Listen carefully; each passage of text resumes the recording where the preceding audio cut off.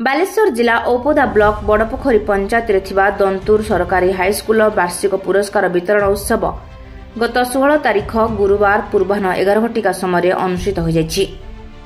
विद्यालयर प्रधान शिक्षयित्री ज्योतिर्मयी जेना सभापतित्व आयोजित यह पुरस्कार वितरण सभारे मुख्य अतिथि भाव ब्लॉक उपाध्यक्ष प्रभाकर साहू जोगदेइथिबा बेले मुख्य वक्ता भाव कवि साहित्यिक अवसरप्राप्त प्रोफेसर डॉक्टर शरद चंद्र महांती जोगदे पिलामानकु उद्बोधन देइथिले। अन्यतम अतिथि भाव में प्राणबंधु पंडा, रवीन्द्र राउत, गयाधर विश्वाल, वैकुंठनाथ मिश्र, सुकांति पंडा प्रमुख विद्यालयर प्रधान शिक्षक माने जोग देइथिले। शिशु साहित्यिक तथा राज्य पुरस्कार प्राप्त प्रधान शिक्षक निरंजन प्रसाद बारिक जोगदे भल मनीष हेबा पई पिलामानकु उद्बोधन देइथिले।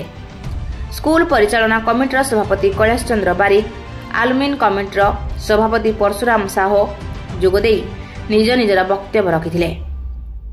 विभिन्न प्रकार प्रतियोगिता जोगदे कृतित्व अर्जन करिथिबा पिलामानकु पुरस्कृत कर जायथिला।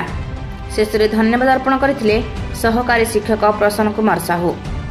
परे परे पिलामानक द्वारा सांस्कृतिक कार्यक्रम आयोजन कर जायथिला। विद्यालयर भारप्राप्त प्रधान शिक्षयित्री श्रीमती ज्योतिर्मयी जेना आज यही वार्षिक उत्सव जोग देइथिबा मुख्य अतिथि मुख्य वक्ता एवं समस्त शिक्षक शिक्षयित्री आ मो पिलामानकु मु अशेष अशेष धन्यवाद जनाउछि। सेथिपई मु अत्यंत आनंदित जे आज भली एक दिन को आमे आम विद्यालय रे पालन करि परिछु। योजना तो अनेक किछि रहिछि, तथापि पिलामानक निमंते जहा किछि साध्य होई परिबो आम द्वारा आमे निश्चित भाव में सेटा करिबो बोली भाबिछु। जने व्यक्तित्व आम गहन रे आज उपस्थित अछंती, मो तरफ सहृदय मु आपनको धन्यवाद जनाउछि। मो नाम हूँ वर्षा पंडा, 10म।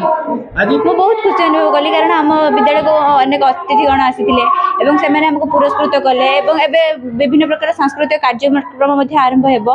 तेणुक अतिथि मान अनेक प्रकार तथ्य जापारू से बहुत भल भल कथा शिखई गले। तेणुक अनेक खुशी अनुभव कली ना जहाँ भी है बहुत भल है। आम या अधिक किसी आशा करूँ बहुत भल।